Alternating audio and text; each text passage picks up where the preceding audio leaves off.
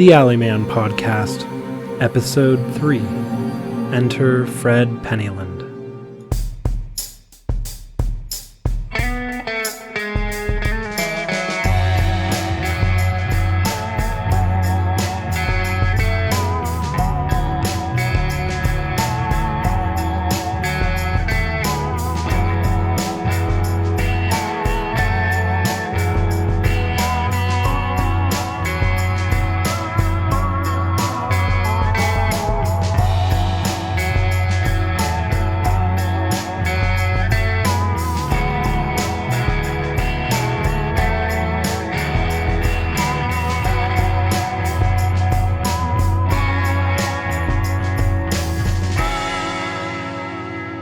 Welcome to the 35th episode of Modern Mythologies.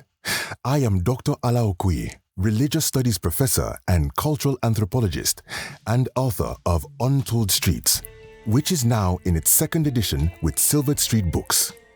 On this podcast, we explore modern folklore in the urban environment.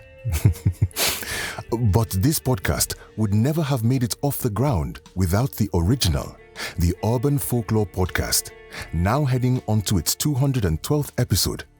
Here with us today is the brilliant mind behind Urban Folklore, children's book author and artist, cultural historian, and professional weirdo, Fred Pennyland. Thank you so much. I'm excited to be here.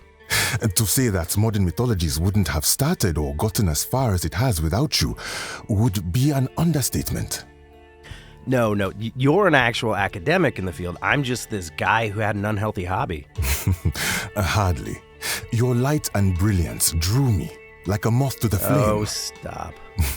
If it wasn't for your podcast, I wouldn't have ventured into the broadcasting sphere myself. Well, thank you. And I can say that my listeners have gotten infinitely wiser and more studied after your podcast went live. They're actually hungry for real answers now. If anything, you made my job harder. Good. You were always too lax on your stories. Yeah. Oh, so quickly we turn from venerating urban folklore to judging it. Someone must. Honestly, it is always such an honor to have you here with us, Fred. Thank you for being here. Thank you, Dr. Okoye. Now, 2 weeks ago, I started the topic of the Alleyman myth. Yes, and no one has known peace since. Yes, it has taken off. 2 weeks ago, I looked at the Sour Flowers Instagram live video, which is the basis of much of the latest discourse about the Alleyman. Last week, I delved into the Barista story, Rain story, and 3 others of the dozens and dozens I had been sent or seen in the comments or on Reddit. Right. Today, we are going to tackle as many of your questions and stories as we can, as quickly as we can. That's right. Over on Urban Folklore, we spent 1 episode, sometimes 2 on a topic. So I like to be quick and concise and direct. To that end, I would like to spell out the Alleyman myth. Please do. I love seeing your take. Okay. So the Alleyman is 1, someone on the fringe of society, typically seen as homeless, alternatively seen as a weird loner type. You haven't hit those stories yet on your podcast, but I've read a few that paint him more as a punk or an anarchist. So 1, he exists on the fringe of society. 2, he performs what he calls tricks for varying amounts of loose change.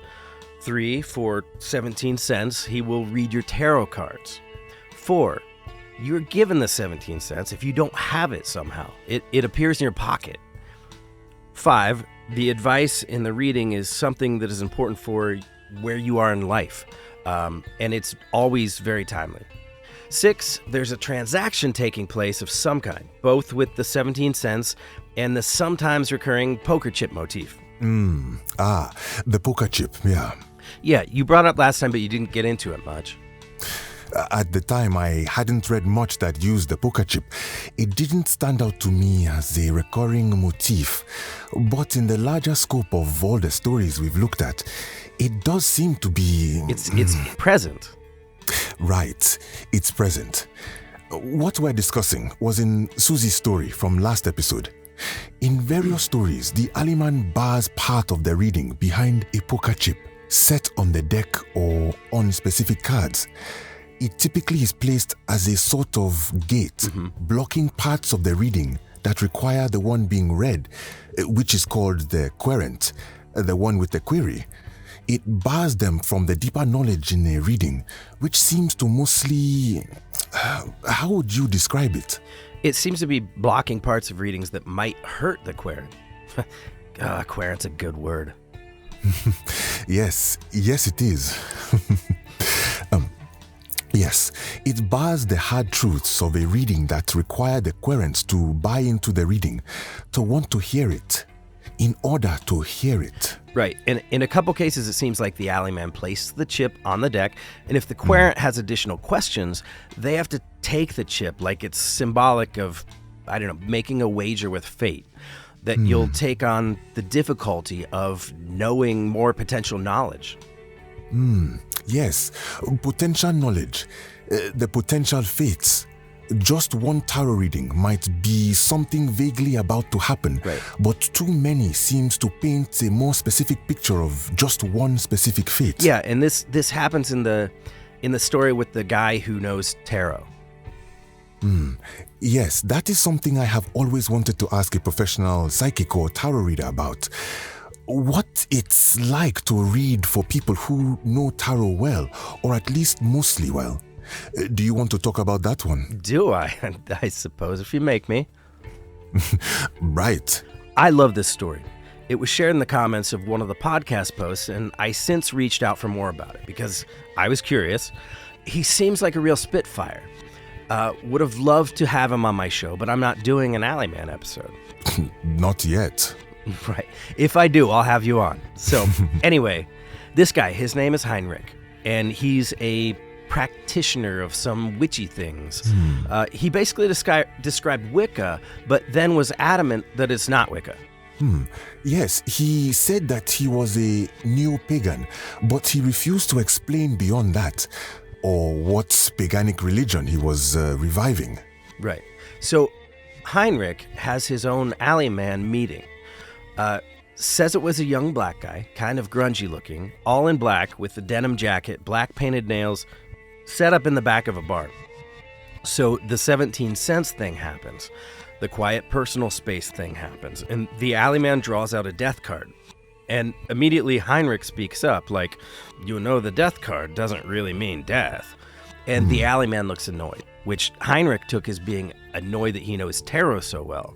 But I think, personally, I would have assumed he was annoyed by his, general energy. Right. Nobody likes a know-it-all. Right? And that's one of the things where, if you even have a passing interest, you already know, right? Like, if you're into spooky shit and you like Halloween, you know it was originally Samhain. But to people in the know, that's basic knowledge. Like people who have to tell you that red velvet is just chocolate with food coloring. So, anyway, Heinrich calls it out, and as the Alleyman flips the next two cards, Heinrich immediately spouts out the verbatim, traditional, Rider-Waite meanings of the cards. So the Alleyman stays quiet. Again, Heinrich takes this as meaning he's super on the money, and the Alleyman doesn't even need to say anything. So the Alleyman remains quiet, and Heinrich takes this as his chance to read the cards thoroughly. He gives himself a past, present, future reading off the cards, and it's basically death means he had a change in his life, which led to now, which was the High Priestess. Where he's intuitive and psychic and mystically aware and in tune with the universe. And then he got the judgment, which was divine revelation. His awareness was leading him on the right path to divine realization of things. Then the Alleyman sets the poker chip on the table. And Heinrich is like, what's that about? And the Alleyman explains that if he wants to know more, he has to pay the toll. So he takes it? So he takes it. And the next three cards are all the weird fucking cards, right? They're like the Three of Books and the Father Sleep and shit. What was the third card? It was blank, an empty void. And Heinrich just stares at them because they aren't traditional cards at all. No, most certainly not. Definitely not. So Heinrich thinks about it and keeps almost sharing his thoughts. Then he deflates and asks. And the Alleyman says, in short, you don't know shit, so sit down and stare into the void. Exactly. That's a classic example of the poker chip being used to bar access to the heavier knowledge that in this case, Heinrich had extreme faith in himself and his knowledge of the world, when in reality, his knowledge was a drop in the bucket of larger metaphysical experience. Yeah, exactly what I said. Dr. Okoye, everybody. This is why my listeners turn my Reddit board into your Reddit board. But seriously, it's a strange choice, right? To bar some tellings of the truth and not others. Right, and I love that Heinrich actually mentions the Alleyman's race. Yes, I think because the Sour Flowers video showed a Caucasian man, so many people have run away with that specific Alleyman. When Susie had an elderly Thai woman, and even the build of the Alleyman, his age, his general appearance, changes across many stories, it seems wrong to call him the Alleyman, even as there have been a few stories where it was a woman and some where the storyteller explains that the Alleyman had a seemingly indeterminate gender. I think the kids would call that non-binary. No, I know about the non-binary gender experience. The barista from... Right, Rain, was a they, them. A they, them? They call it that? No, like colloquially. I mean, look, this is not a podcast on gender theory. Right. I will respect it by doing what I'm told and just moving on. Yeah, on that note, do you have a favorite story you want to hop through real quick? You yapped my ear off about the one where the Alleyman didn't do a tarot reading. Oh, yes. I said last time that I want to know more about the Alleyman and who he is beyond this mystical tarot reader with vaguely good intentions. A few stories mention other tricks, but never experienced them. Until I got this delightful tale from G. Burns by email. He starts it off by saying he apologizes if his story is unrelated, but that something similar happened to him. He says that he was in the military at a camp that he asked me to keep nameless. One night, he went off base to a bar with some other, I think he called them cadets. On the way back to the barracks, he stopped to relieve himself in an alley. When he finished, he says he heard someone down the alley and he quickly composed himself before realizing there was a young man back there with a little puppet show set up out of cardboard with a little stage drawn in Sharpie and everything. The young man nodded to him and asked if he wanted a trick. G misunderstood. I actually did not understand what was happening here until Fred explained it. I didn't know trick in a context referred to prostitution. Yeah, some things just...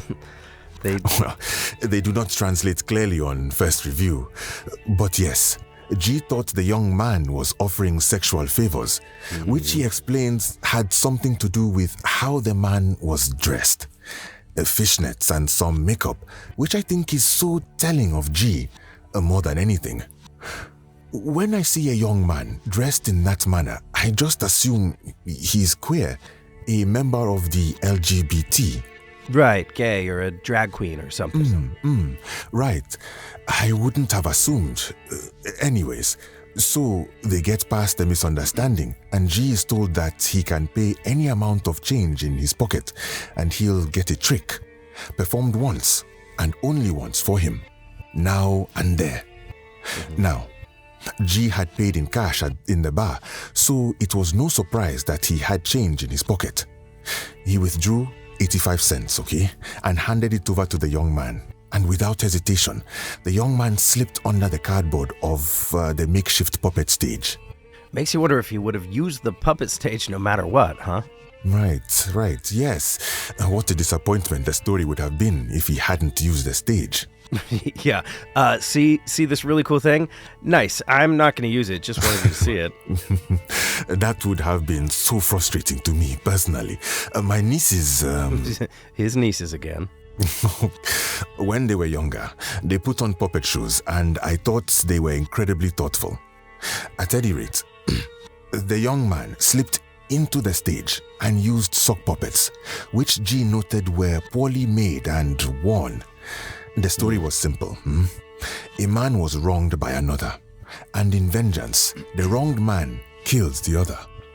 But it played out slowly over 3 acts, and G notices that at points there are 3 characters on the stage at once, which he finds weird. Well, wait, does this kid have 3 arms? Exactly. So he tries to get a peek in the box, but he doesn't spot anything clearly. It's dark at night, so he just watches along. Sure. When the wronged puppet begins to stab the other in the back with a cardboard knife, G explains that the blood that comes from the puppet is strangely real, and that the gasps and cries the young man made were too realistic. All the noises were strangely spot on, things like walking on wooden floors and opening and shutting doors. Okay. But those were innocuous. The death sounds were gut-wrenching, he said. Now, G was a soldier, and he had seen plenty of violence in movies, TV, video games. But something about the way the puppet died made him really uncomfortable. At the end of the show, the murderous puppet offered a piece of folded yellow paper out of the stage to G. He walked up a little hesitant and opened it to read a blood-stained name. Now, he said he didn't recognize it, but it seemed Arab to him, his words. So the strange young man comes out of the stage and sits in a corner of the alley, seemingly done with G, and G goes back to the barracks. A few months later, G is deployed to Iraq, and his local connection has that name from the paper.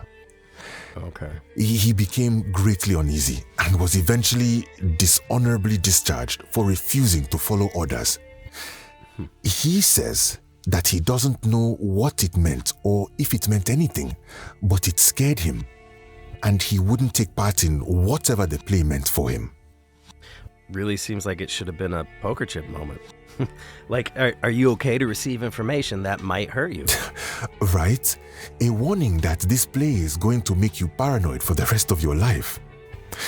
But G sent this to me after hearing the first episode and drawing the parallel between the sour flower story of 17 cents and our discussion of that. Really ominous. Oh, no doubt. If a random young man in an alley handed me a piece of bloody paper with a name on it, I would ask people's names everywhere I went. It would be maddening. I don't know if I'd take the paper myself, but... So anyway, to move on, so I want to get into some of these questions. No, of course. I'll put the sock puppet show in the back of my mind. Yeah, somehow that makes it scarier. Somehow. So, Reddit user Black Omni Thesis asked if you believed in the myth, which seems like the basest question we could start with. I think this always comes up, though. So, I should say it again. I believe in all these stories as much as I do not. I believe that they are cultural stories we have forged on the anvil of our collective subconscious. That even if the stories are fictitious, they stain and bleed into our lives and our perceptions of what our culture is and what it should be, our fears, our imaginings. So, do I believe there is a man out there doing this? No, I do not, because the stories themselves have imagined the Alleyman as many men, as many women, around the world, performing for our betterment in the dark alleys of any city you might walk in. I do not believe that a barista named Rain got to make a deal with an alternate dimension mirror being, but I do believe that Rain came out of this story knowing that only they can live their life. I believe in the life of the Alleyman myth, that the story is alive and thriving in our world. I do not believe it is a literal truth. Not even a little. Oh? Do you have some threads of faith in you? Yeah, you know me, bastion of faith here. I mean, I don't know. I really like these stories. Well, sure. They are likable. Interesting, even. Yeah, I mean, remember when you said the hallmark of these stories is almost always to draw to something strange in the dark corners of the world. Like, the story sharers were drawn to something by fate or something. Yes, I'm getting a feeling I should coin a phrase on that. Yeah, and when you do, I will owe you millions. But that feeling that you're drawn in, I get this with the Alleyman thing. There's something about it that's strangely compelling. So yeah, I don't know. If I have to believe in something in this lifetime, believing that there's some kind of alley spirit which hops across the back alleys of the world and does this stuff, I'm kind of into it. You've heard it here, folks. Fred Pennyland, famed author of secular, almost blasphemous and anti-religious children's books, won't believe in God, but will believe in the Alleyman. Yeah. All right, so Revolution Front on Reddit had a thought that I think is neat. Well, two, but first thought is that the Alleyman collects things to give them out. Sometimes asks for cards, sometimes gives them out. I think imagining them as a collector and trader of omens is neat. And their second thought was wondering if you were going to get to comparing the Alleyman to other myths at some point. Eventually I will. I saw someone also asking about it, a regular listener, Valen Gale. They also asked if I'd considered the Alleyman as a thought form, which is... Not tulpas. You seem to really hate that. I think a lot of modern magic stuff is too woo-woo for me. For you, even? Yes. Okay. I did receive an email that asked me if I would appear in one of your episodes, or if you would appear in more of mine. To that listener... Dr. Okoye was in a dozen episodes of Urban Folk and my other podcast, Untold Truths. Right, exactly. I had some help from you on my book, Untold Streets, and borrowed the name from your other podcast. And Fred has been in 3 episodes of Modern Mythologies now, this being the 3rd. I fully trust we will continue to work together in the future. Oh, most definitely. Reddit user Golden Spatulas, with 2 Z's of course, ask if this is related to secret halls. Right. A few months ago, Fred and I discussed on Urban Folk, the secret halls. Yeah, like back alley occultist clubs. They're becoming more popular, I guess. I'd say probably not. Well, don't be so hasty. I actually think this is a very spot-on thing here. Secret halls were characterized by being sort of in clubs. If you're in, you're in. You know it all. I could see this being something like those... like an Alleyman club. Like an Alleyman secret society. A troupe of performers worldwide. All buying into the legend and acting in alleys like a worldwide performance piece. Exactly. That is so funny, because I was wondering last episode what it was the Alleyman got out of this strange showing, and I immediately assumed it was some kind of con or scam. Right. No, you didn't even consider that it might just be art for art's sake. No, I suppose I didn't. Apparently, I'm a pessimist. Capitalism gets us all in the end. Wait, was that a yawn? Am I boring you, Dr. Okoye? Is it past your bedtime? Funny. No, I've been up late these last few nights on this topic. Many emails. Okay, well, here's one. I found a few messages of people saying that they were going to go cosplay him. Cosplay? Yeah, dressing up as him, making their own mix-up decks to read for strangers. Cosplay. Costume play, oh. Yeah, probably. That makes sense. Usually it's people dressing up like their favorite Star Wars character or something from media and stuff. Wouldn't that be hard to do? Most of the stories are oral. The Sour Flowers video. Right, the Sour Flowers video. I suppose if people do that, they can co-opt the idea of the worldwide acting troupe. After this episode airs, I will receive hundreds of more stories from this troupe we've created. Right, and then you'll really not get any sleep. I suppose not. I want to add to your list from the start.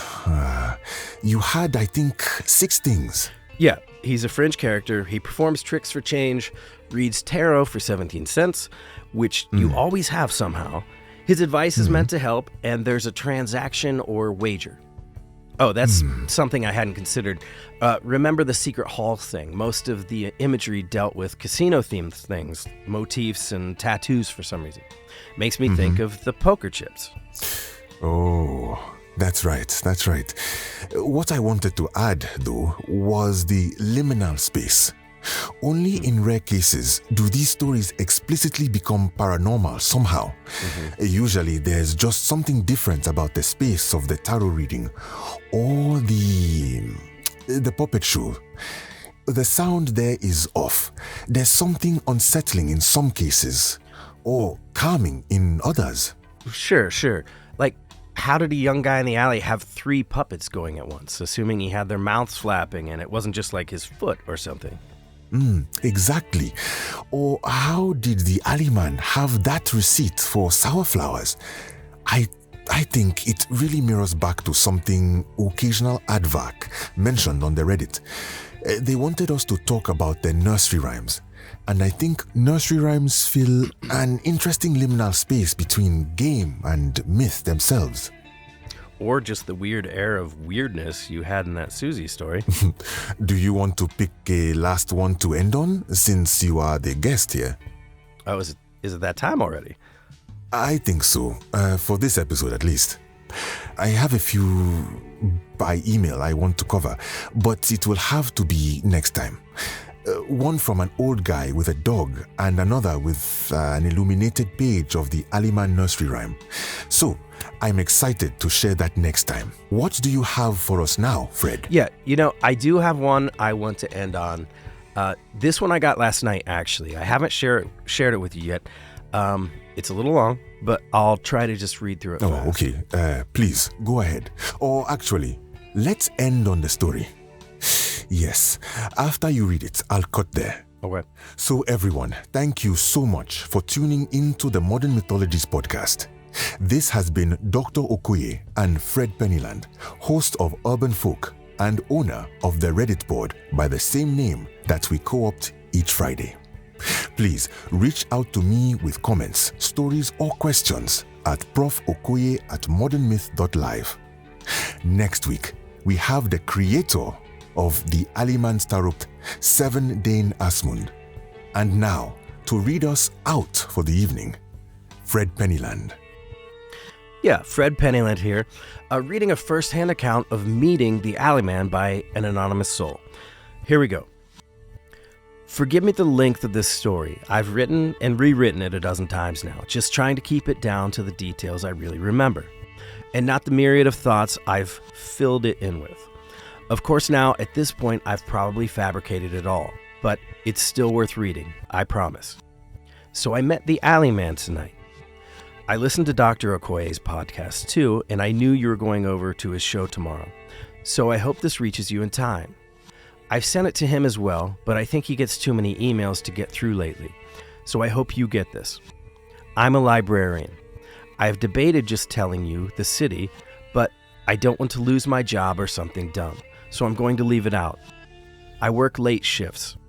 In my community, we tend to stay open late till midnight, just to give the local kids a place to go that isn't trouble. As a result, we get a lot of our local homeless population too. I know almost all of them in my area. I keep some basic sanitary supplies in the bathroom, and I know many of them bathe in the sink, though the other staff keep trying to stop them from doing it. I just think they should have somewhere to go, and the local homeless shelter is a mess. So this regular comes in, Joe, and he has another guy with him I don't recognize. Joe goes off to watch a show on one of our little conference rooms on the library's Netflix.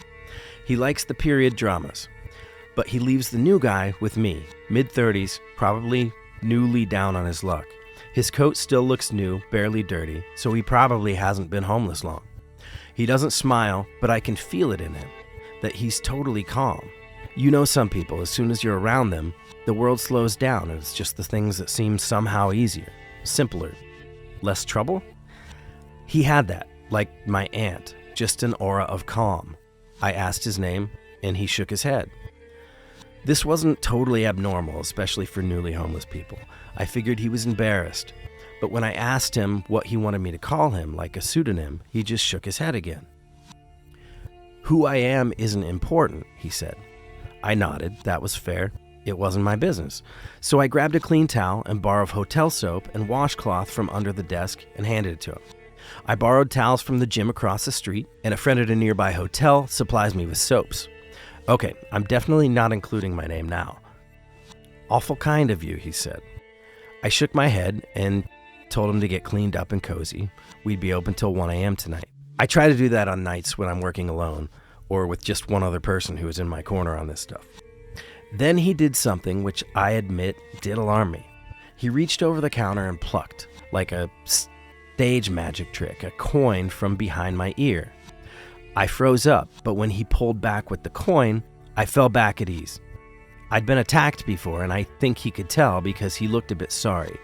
He set the coin on the counter and went to the bathroom. It's a really weird coin.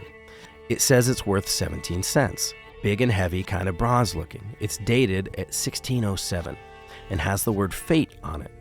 On the backside, there's some nondescript modern buildings and the word the 13th at the bottom. On the front, it's crossed out with an X, like it was carved. On the back, it's carved with an O around the buildings. While he was gone, I tried to Google the coin, but didn't find anything before he came back. He didn't really look much cleaner, but he had the wet towel in his hands and the open bar of soap. I took the dirty towel and threw it in a laundry bag I had behind the desk, and I told him to keep the soap. When I went to ask him about the coin, he said he had another trick for me. It would cost something, though. 17 cents. I smiled and laughed.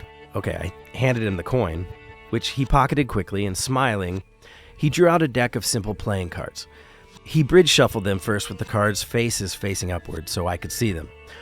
I could see that he'd drawn on the cards with a Sharpie or pen or both. He shuffled a few times, then he dealt out 3 cards face down. Choose, he asked. I thought he was doing a magic trick again, like I would pick a card and he'd find it in the deck later after a bunch of shuffling. One of those, is this your card, tricks. But when I picked the rightmost card, he flipped it over, the King of Hearts. There was a doodled cup like a goblet over the hearts, and the king had swirly shapes drawn over his eyes like he was a cartoon drunk. Someone seems quite comfy, he said. Do you want to know about him, or what's behind him? I didn't understand the question, or what it would mean for the trick, so I asked what's behind him. He flipped over the middle card, the 4 of spades. A silver Sharpie was used to draw a knife over the spade. That's when I realized that these might be like a homemade set of tarot cards. I'd seen a set myself years ago when I was in high school, but my parents had thrown it out when they found it. It was at this point that I made the Alleyman connection. He realized something that brought him here, drunk and happy, he said. A new thought that weighed heavy. That's when I asked, are you the Alleyman? He asked me if I wanted to know about what he realized or what happened before that. But he was really smiling now, like I'd caught him. Now we were both in on the joke. What did he realize? I asked. He drew a new card and placed it above the 4 of spades. I was beginning to understand the form of this game. The new card was one of the jokers on the deck. Some things in life just happen, he said. And the man learned he could only laugh. He looked at me just then and laughed, a full-bellied laugh. When he stopped, his eyes were lightly teared up, his face red, and that's when I realized he was drunk. He was the man of the story.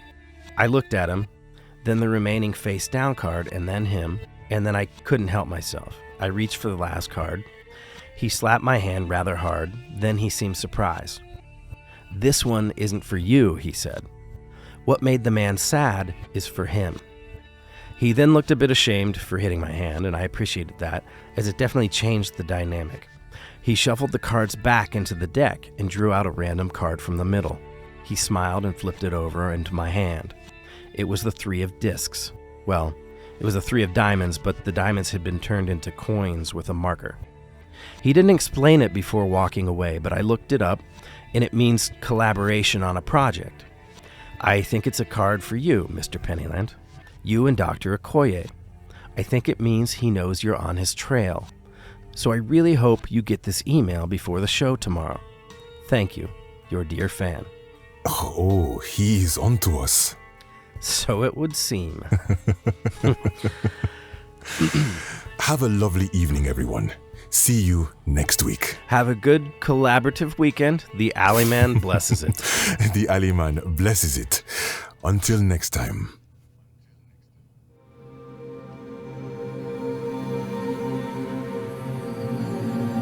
The Alleyman Podcast is a podcast produced, written, and directed by Seven Dane Asmund of Publishing Goblin LLC and licensed under Creative Commons Attribution Non-Commercial Share-alike International License.